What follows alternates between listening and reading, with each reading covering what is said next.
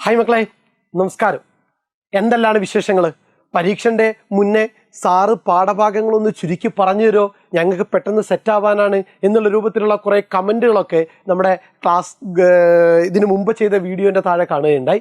അത്തരത്തിലൊരു ക്ലാസ്സുമായിട്ട് എല്ലാ പാഠഭാഗങ്ങളും ഒരു 10-20 മിനിറ്റിനുള്ളിൽ നിങ്ങളുടെ കയ്യിലേക്ക് കിട്ടുന്ന രൂപത്തിലുള്ള ചെറിയ ചെറിയ പാഠസംഗ്രഹങ്ങളും ആ പാഠഭാഗത്തിൽ നിന്ന് ചോദിക്കാൻ സാധ്യതയുള്ള അല്ലെങ്കിൽ ആ പാഠഭാഗത്തിനെ നമുക്ക് സെറ്റാക്കി നിർത്താനുള്ള ഒരു ചോദ്യോത്തരങ്ങളും ഉൾപ്പെടുന്ന ഒരു സെക്ഷനാണ് ഇപ്പോൾ നമ്മൾ ചെയ്യാൻ പോകുന്നത്.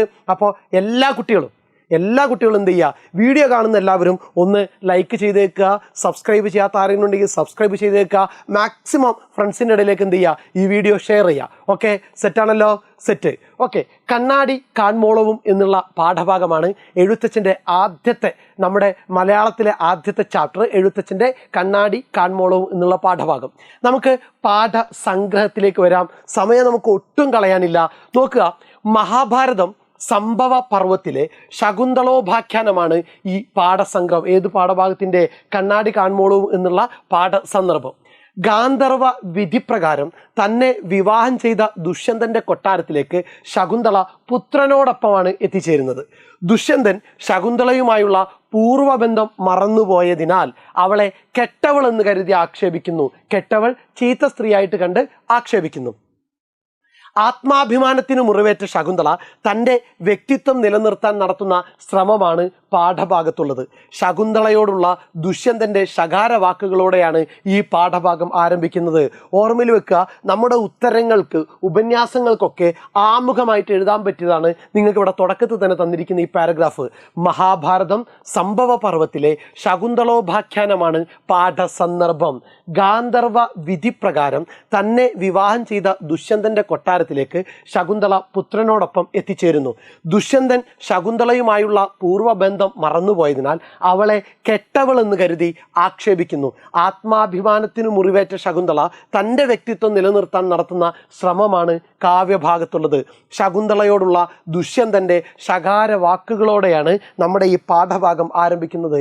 എന്തെല്ലാം കാര്യങ്ങളാണ് ദുഷ്യന്തൻ പറയുന്നത് നോക്കുക. ദുഷ്യന്തൻ ശകുന്തളയെ ധാർഷ്ട്യമുള്ളവളെന്നും വഴിപിഴച്ചവളെന്നും സ്വർണ്ണാഭരണങ്ങളിലും മനോഹരമായ വസ്ത്രങ്ങളിലും മയങ്ങിപ്പോകുന്നവളെന്നും കുയിൽപ്പേടയെപ്പോലെ അന്യനാൽ വളർത്തപ്പെട്ടതുകൊണ്ട് വളർത്തുദോഷം ഉള്ളവളാണെന്നും ആക്ഷേപിക്കുന്നു. സെറ്റാണോ? ദുഷ്യന്തൻ ശകുന്തളയെ ധാർഷ്ട്യമുള്ളവളെന്നും വഴിപിഴച്ചവളെന്നും സ്വർണ്ണാഭരണങ്ങളിലും മനോഹരമായ വസ്ത്രങ്ങളിലും മയങ്ങിപ്പോകുന്നവളാണെന്നും കുയിൽപ്പേടയെപ്പോലെ അന്യനാൽ വളർത്തപ്പെട്ടതുകൊണ്ട് വളർത്തുദോഷമുള്ളവളാണെന്നും ആക്ഷേപിക്കുന്നു.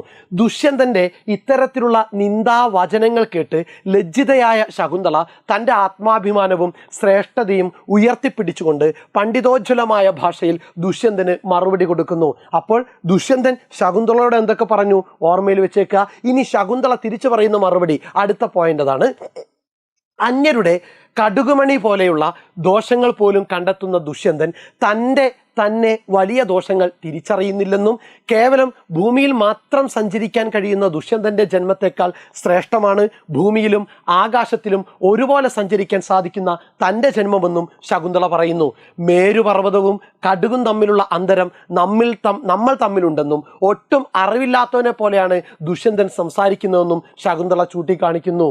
നോക്കിക്കേ, അന്യരുടെ കടുകുമണി പോലെയുള്ള ദോഷങ്ങൾ പോലും കണ്ടെത്തുന്ന ദുഷ്യന്തൻ തന്നെ വലിയ ദോഷങ്ങൾ തിരിച്ചറിയുന്നില്ല എന്നും കേവലം ഭൂമിയിൽ മാത്രം സഞ്ചരിക്കാൻ കഴിയുന്ന ദുഷ്യന്തൻ്റെ ജന്മത്തേക്കാൾ ശ്രേഷ്ഠമാണ് ഭൂമിയിലും ആകാശത്തിലും ഒരുപോലെ സഞ്ചരിക്കാൻ സാധിക്കുന്ന തൻ്റെ ജന്മമെന്നും ശകുന്തള പറയുന്നു. ശകുന്തളക്ക് എന്തുകൊണ്ട് ആകാശത്തിൽ സഞ്ചരിക്കാൻ കഴിയുന്നത്? പാതി അപ്സരസിൻ്റെയും പാതി മനുഷ്യൻ്റെയും ജന്മമാണ് ആര്? ശകുന്തള. അമ്മ ആരായിരുന്നു? മേനകയും. അച്ഛൻ ആരായിരുന്നു? വസിഷ്ഠ മഹർഷിയുമായിരുന്നു. മേരുപർവ്വതവും കടുകും തമ്മിലുള്ള അന്തരം നമ്മൾ തമ്മിലുണ്ടെന്നും ഒട്ടും അറിവില്ലാത്തവനെ പോലെയാണ് ദുഷ്യന്തൻ സംസാരിക്കുന്നതെന്നും ശകുന്തള ചൂണ്ടിക്കാണിക്കുന്നു. സെറ്റ്. തുടർന്ന് ശകുന്തള സജ്ജനങ്ങളും ദുർജനങ്ങളും തമ്മിലുള്ള വ്യത്യാസത്തെക്കുറിച്ച് വളരെ തത്വചിന്താത്മകമായിട്ട് സംസാരിക്കുന്നു. എന്തൊക്കെ പറയുന്നത്? സ്വന്തം വൈരൂപ്യം തിരിച്ചറിയാത്ത ദുർജനങ്ങൾ എപ്പോഴും മറ്റുള്ളവരുടെ കുറ്റങ്ങൾ പറഞ്ഞു നടക്കുകയും സ്വന്തം കുറ്റങ്ങൾ തിരിച്ചറിയുകയുമില്ലെന്നും സജ്ജനങ്ങൾ മറ്റുള്ളവരുടെ കുറ്റങ്ങൾ കണ്ടെത്തി നിന്ദിക്കുകയില്ല എന്നും ശകുന്തള പറയുന്നു. തെളിഞ്ഞ വെള്ളത്തിൽ കുളിച്ചാലും വീണ്ടും മണ്ണിൽ കുളിച്ച് സന്തോഷം കണ്ടെത്തുന്ന മതയാനയെ പോലെയാണ് നല്ല ആളുകളെ നിന്ദിച്ച് സന്തോഷം കണ്ടെത്തുന്ന ദുർജനങ്ങൾ എന്നും ശകുന്തള ചൂണ്ടിക്കാണിക്കുന്നു. ഓർമ്മയിൽ വെക്കുക. തുടർന്ന് ശകുന്തള സജ്ജനങ്ങളും ദുർജനങ്ങളും തമ്മിലുള്ള വ്യത്യാസത്തെക്കുറിച്ച് വളരെ തത്വചിന്താത്മകമായിട്ട് സംസാരിക്കുന്നു.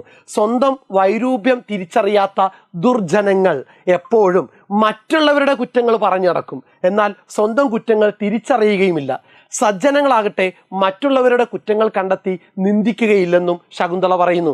തെളിഞ്ഞ വെള്ളത്തിൽ കുളിച്ചാലും വീണ്ടും മണ്ണിൽ കുളിച്ച് സന്തോഷം കണ്ടെത്തുന്ന മതയാനയെ പോലെയാണ് നല്ല ആളുകളെ നിന്ദിച്ച് സന്തോഷം കണ്ടെത്തുന്ന ദുർജനങ്ങൾ എന്നും ശകുന്തള ചൂണ്ടിക്കാട്ടുന്നു. ഓക്കെ, ഇത്തരത്തിൽ സത്യധർമ്മങ്ങൾ വെടിഞ്ഞ പുരുഷനെ ക്രുദ്ധനായ സർപ്പത്തേക്കാൾ പേടിക്കണമെന്നും ഇത്തരത്തിൽ സത്യധർമ്മങ്ങൾ വെടിഞ്ഞ പുരുഷനെ ക്രുദ്ധനായ സർപ്പത്തേക്കാൾ പേടിക്കണമെന്നും അറിവില്ലാത്തവനായ അവനോട് പണ്ഡിതന്മാർ ശുഭ അശുഭ കാര്യങ്ങൾ പറഞ്ഞാൽ അതിൽ നിന്ന് അശുഭം മാത്രമേ അവൻ ഗ്രഹിക്കുകയുള്ളൂ എന്നും പാലും വെള്ളവും കലർത്തി നൽകിയാൽ അതിൽ നിന്ന് അരയന്നം പാല് മാത്രം വേർതിരിച്ചു കുടിക്കുന്നത് പോലെ മനസ്സിൽ നന്മയുള്ളവർ നല്ല കാര്യങ്ങൾ പെട്ടെന്ന് ഗ്രഹിക്കുമെന്ന് ശകുന്തള ദുഷ്യന്തനോട് മറുപടി പറയുകയും ചെയ്യുന്നു. എന്തൊക്കെ കാര്യങ്ങൾ പറഞ്ഞു ഓർമ്മയിലുണ്ടാവണം. സ്ത്രീത്വത്തെ അപമാനിച്ച ദുഷ്യന്തനോട് ശകുന്തള ഇപ്രകാരം പറയുന്ന സമയത്ത് ആകാശത്ത് നിന്ന് ഒരു അശരീരി ഉണ്ടാവുകയും ദേവസ്ത്രീ സമയായ ശകുന്തളയെയും സ്വന്തം പുത്രനെയും സ്വീകരിക്കാൻ ദുഷ്യന്തനോട് ആവശ്യപ്പെടുകയും ചെയ്യുന്നു. രാജ്യഭരണം വൈകാതെ മകനെ ഏൽപ്പിക്കണമെന്നും മകൻ ഭരതൻ എന്ന പേരിൽ പ്രസിദ്ധനായി തീരുമെന്നും അശരീരിയിൽ പറയുന്നു. ദേവന്മാരുടെ വാക്കുകൾ ദുഷ്യന്തൻ ശിരസാവഹിക്കുന്നു. തുടർന്ന് ശകുന്തള ഭർത്താവിനോടൊപ്പം സന്തോഷപൂർവ്വം കഴിയുന്നു. ഇതായിരുന്നു നമ്മുടെ പാഠഭാഗം. സെറ്റാണല്ലോ? സെറ്റ്. ഇനി ചോദ്യോത്തരത്തിലേക്ക് വരാം. തൻ്റെ കൊട്ടാരത്തിൽ എത്തിച്ചേർന്ന ശകുന്തളയെ ദുഷ്യന്തൻ എപ്രകാരമെല്ലാമാണ് അധിക്ഷേപിച്ചത്? അരപ്പുറമാണ് എഴുതേണ്ടത്. 4 മാർക്കിൻ്റെ ചോദ്യമാണ്. തൻ്റെ കൊട്ടാരത്തിൽ എത്തിച്ചേർന്ന ശകുന്തളയെ ദുഷ്യന്തൻ എപ്രകാരമെല്ലാമാണ് അധിക്ഷേപിച്ചത്? സ്ത്രീകളെ മൊത്തം അധിക്ഷേപിക്കുന്ന വാക്കുകളാണ് ശകുന്തളക്ക് ദുഷ്യന്തനിൽ നിന്ന് നേരിടേണ്ടി വരുന്നത്. പോയിന്റാണ്, നിങ്ങൾ പോയിന്റാക്കി എഴുതരുത്, പാരഗ്രാഫിലേക്ക് കൊണ്ടുവരിക. സ്ത്രീകളെ മൊത്തം അധിക്ഷേപിക്കുന്ന വാക്കുകളാണ് ശകുന്തളക്ക് ദുഷ്യന്തനിൽ നിന്ന് നേരിടേണ്ടി വന്നത്. എന്താണ്? സ്ത്രീകൾ പൊതുവെ ഇല്ലാത്ത വലുപ്പം ഭാവിക്കുന്ന അഹങ്കാരികളാണെന്നും ശകുന്തളയും അത്തരക്കാരിയാണെന്നും ദുഷ്യന്തൻ ആരോപിക്കുന്നു. വഴി പിഴച്ചവളായ ശകുന്തള കുലസ്ത്രീ എന്ന് നടിക്കുന്നവളാണെന്നും ദുഷ്യന്തൻ കുറ്റപ്പെടുത്തുന്നു. സ്വർണ്ണാഭരണങ്ങളിലും മനോഹര വസ്ത്രങ്ങളിലും ആസക്തിയുള്ള ശകുന്തള അത് നേടാൻ വേണ്ടിയാണ് കൊട്ടാരത്തിൽ കളവ് പറഞ്ഞ് എത്തിച്ചേർന്നതെന്ന് ദുഷ്യന്തൻ ആക്ഷേപിക്കുന്നു. കുയിൽപ്പേടയെപ്പോലെ അന്യനാൽ വളർത്തപ്പെട്ടവളാണ് ശകുന്തള എന്നും അതുകൊണ്ട് അവളിൽ വളർത്തുദോഷവും ദുഷ്യന്തൻ ആരോപിക്കുന്നുണ്ട്. ഓക്കെ, അപ്പോൾ എന്തെല്ലാം കുറ്റങ്ങളാണ് കണ്ടെത്തിയത്? സ്ത്രീകളെ മൊത്തം അധിക്ഷേപിക്കുന്ന വാക്കുകളാണ് ശകുന്തളക്ക് ദുഷ്യന്തനിൽ നിന്ന് നേരിടേണ്ടി വന്നത്. സ്ത്രീകൾ പൊതുവെ ഇല്ലാത്ത വലുപ്പം ഭാവിക്കുന്ന അഹങ്കാരികളാണെന്നും ശകുന്തളയും അത്തരക്കാരിയാണെന്നും ദുഷ്യന്തൻ ആരോപിക്കുന്നു. വഴി പിഴച്ചവളായ ശകുന്തള കുലസ്ത്രീ എന്ന് നടിക്കുന്നവളാണെന്നും ദുഷ്യന്തൻ കുറ്റപ്പെടുത്തുന്നു.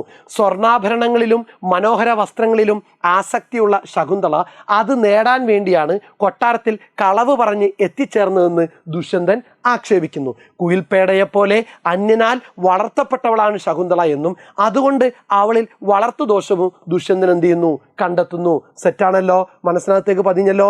ദെൻ അടുത്ത ചോദ്യത്തിലേക്ക് വരിക. തന്നെ അധിക്ഷേപിക്കുന്ന ദുഷ്യന്തനോടുള്ള പ്രതികരണമായി ശകുന്തള പറയുന്ന ലോക തത്വങ്ങൾ വിശദമാക്കുക. തന്നെ അധിക്ഷേപിക്കുന്ന ദുഷ്യന്തനോടുള്ള പ്രതികരണമായി ശകുന്തള പറയുന്ന ലോക തത്വങ്ങൾ വിശദമാക്കുക. എന്തൊക്കെയാണ്? പണ്ഡിതന്മാരായ ആളുകൾ പോലും അന്യരുടെ കടുകുമണി പോലത്തെ ദോഷങ്ങൾ ഉടനെ കണ്ടെത്തുകയും സ്വന്തം ദോഷങ്ങൾ തിരിച്ചറിയുകയും ചെയ്യുന്നില്ല. നോക്കുക, ആദ്യത്തെ പോയിന്റ്, പണ്ഡിതന്മാരായ ആളുകൾ പോലും അന്യരുടെ കടുകുമണി പോലത്തെ ദോഷങ്ങൾ ഉടനെ കണ്ടെത്തുകയും വലുതായ സ്വന്തം ദോഷങ്ങൾ തിരിച്ചറിയുകയും ചെയ്യുന്നില്ല. സ്വന്തം മുഖം കണ്ണാടിയിൽ കാണുന്നതുവരെ അത് ഭംഗിയുള്ളതാണെന്ന് വിചാരിക്കുന്ന വിരൂപന്മാർ സ്വന്തം കുറ്റങ്ങൾ തിരിച്ചറിയാതെ മറ്റുള്ളവരുടെ കുറ്റങ്ങൾ പറഞ്ഞടക്കും. കുറവുകളില്ലാത്തവർ മറ്റുള്ളവരുടെ കുറ്റങ്ങൾ കണ്ടെത്തി നിന്ദിക്കുകയില്ല. തെളിഞ്ഞ വെള്ളത്തിൽ കുളിച്ചാലും വീണ്ടും മണ്ണിൽ കുളിച്ച് സന്തോഷം കണ്ടെത്തുന്ന മതയാനയെ പോലെയാണ് നല്ല ആളുകളെ നിന്ദിച്ച് സന്തോഷം കണ്ടെത്തുന്ന ദുർജനങ്ങൾ. സത്യധർമ്മങ്ങൾ വെടിഞ്ഞ പുരുഷനെ ക്രുദ്ധനായ സർപ്പത്തേക്കാൾ പേടിക്കേണ്ടതുണ്ട്. സത്യധർമ്മങ്ങൾ വെടിഞ്ഞ പുരുഷനെ ക്രുദ്ധനായ സർപ്പത്തേക്കാൾ പേടിക്കേണ്ടതുണ്ട്. അറിവില്ലാത്തവനായ അവനോട് പണ്ഡിതന്മാർ ശുഭാശുഭ കാര്യങ്ങൾ പറഞ്ഞാൽ അതിൽ നിന്ന് അശുഭം മാത്രമേ അവൻ ഗ്രഹിക്കുകയുള്ളൂ. അറിവില്ലാത്തവനായ അവനോട് പണ്ഡിതന്മാർ ശുഭാശുഭ കാര്യങ്ങൾ പറഞ്ഞാൽ അതിൽ നിന്ന് അശുഭം മാത്രമേ അവൻ ഗ്രഹിക്കുകയുള്ളൂ. പാലും വെള്ളവും കലർത്തി നൽകിയാൽ അതിൽ നിന്ന് അരയന്നം പാല് മാത്രം കുടിക്കുന്നത് പോലെ മനസ്സിൽ നന്മയുള്ളവർ നല്ല കാര്യങ്ങൾ പെട്ടെന്ന് ഗ്രഹിക്കും. പാലും വെള്ളവും കലർത്തി നൽകിയാൽ അതിൽ നിന്ന് അരയന്നം പാല് മാത്രം കുടിക്കുന്നത് പോലെ മനസ്സിൽ നന്മയുള്ളവർ നല്ല കാര്യങ്ങൾ പെട്ടെന്ന് ഗ്രഹിക്കും. സെറ്റാണല്ലോ?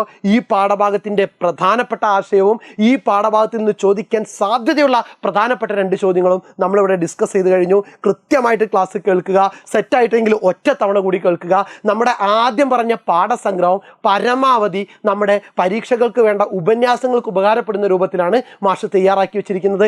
അപ്പം മക്കളുടെ സപ്പോർട്ട് മാഷ് പ്രതീക്ഷിക്കുന്നുണ്ട്. ക്ലാസ് കാണുന്ന എല്ലാവരും എന്ത് ചെയ്യുക? ലൈക്ക് ചെയ്തേക്കുക.